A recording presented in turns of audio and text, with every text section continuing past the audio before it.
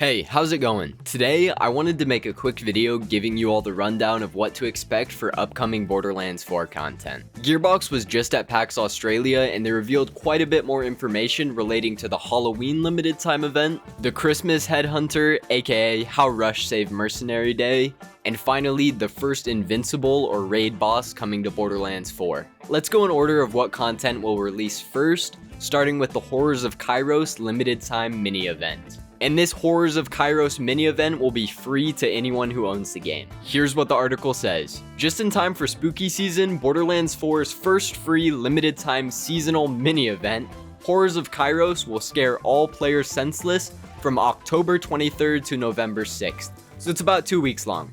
During the event, world boss encounters change the weather type to a terror-inducing blood rain. So these are the bubbles that you find world bosses in around the map, and it seems like they will be Halloween themed or horror themed. And they will have a chance to drop new legendary loot.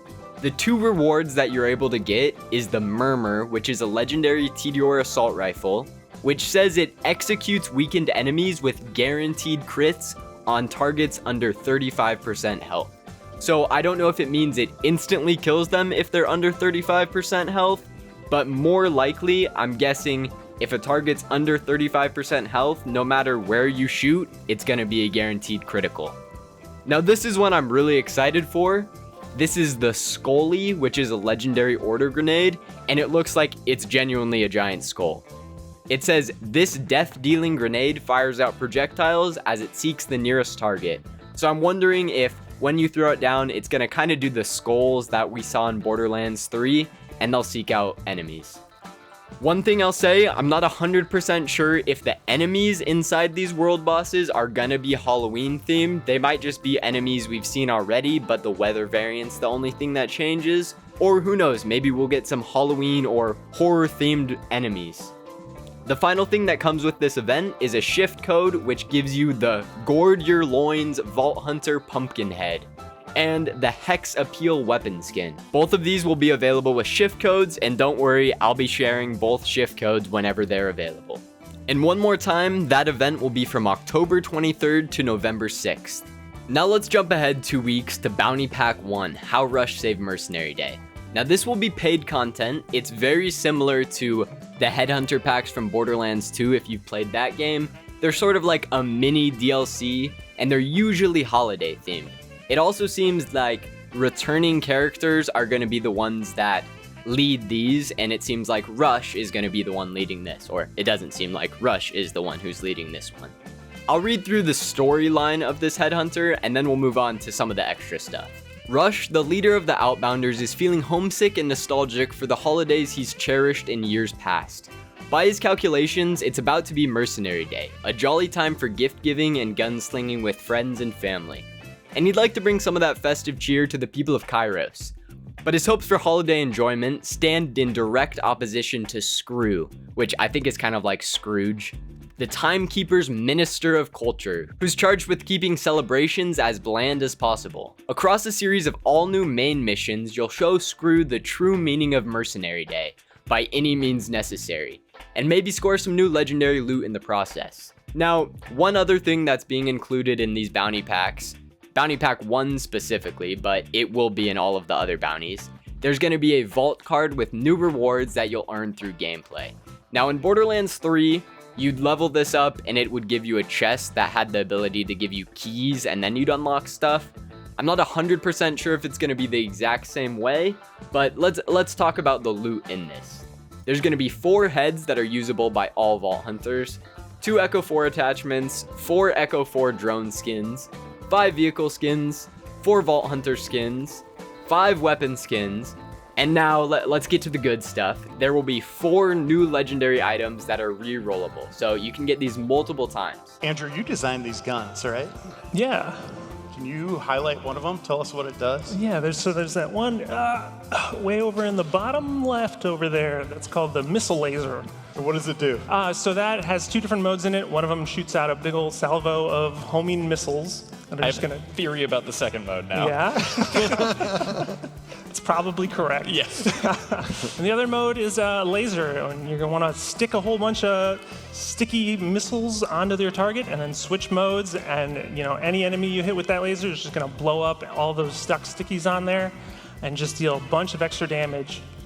And like I mentioned, this bounty pack is paid content, but if you own the Borderlands Deluxe Edition or Super Deluxe Edition, you'll already own this. But if you don't own either of those, there's two options. You can purchase the Bounty Pack bundle, which will give you all 4 of the bounty packs when they're available, starting off with just Bounty Pack 1, or if you don't want to spend that money, you can just purchase Bounty Pack 1 individually. Now for the final piece of content that was revealed. This is also going to be free, and it's going to be Bloom Reaper the Invincible, plus a new UVHM level. So we'll be able to go up to UVHM 6, and also fight this giant creep Invincible boss, which I will say looks very cool. Reminds me of some crazy Plants vs. Zombies plant.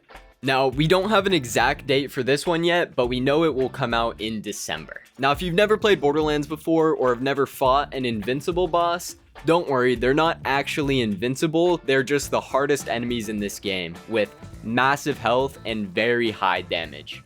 The article says, making it to the new arena that this raid boss calls home is one thing, taking Bloom Reaper down is another matter entirely. So I'm assuming this will be kind of similar to the vault sections, where there's like 3 sections of enemies you fight, which are mobbing sections, and then you fight one big boss at the end. I don't know if you'll enter a vault for this necessarily, it might just be a random cave or some other area entirely. I don't want to speculate too much, but that's my assumption, that there'll be a little bit of mobbing, and then you make it to the final boss area where you'll have to take down Bloom Reaper. It's a new area players haven't been to, right? Yep, and maybe turf is a misnomer there, because there's not going to be much turf around taking this guy on.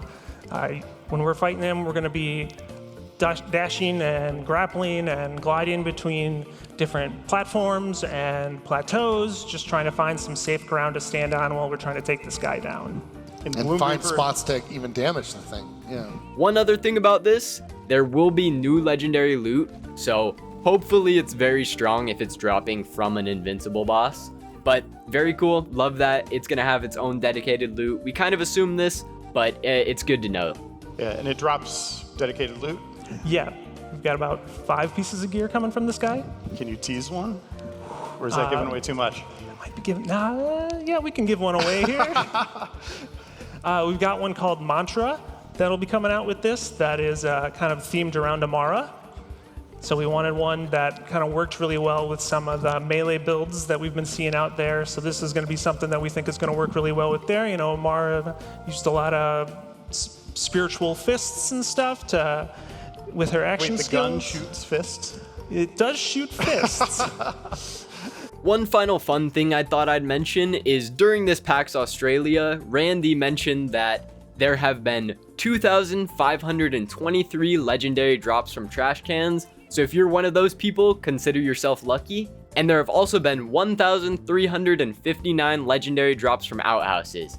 And believe it or not, I was actually one of those people. So that is very cool. I genuinely thought it was going to be a lot more, but yeah, only 1,359 people have had that happen. And yeah, I'm lucky enough to be one of them.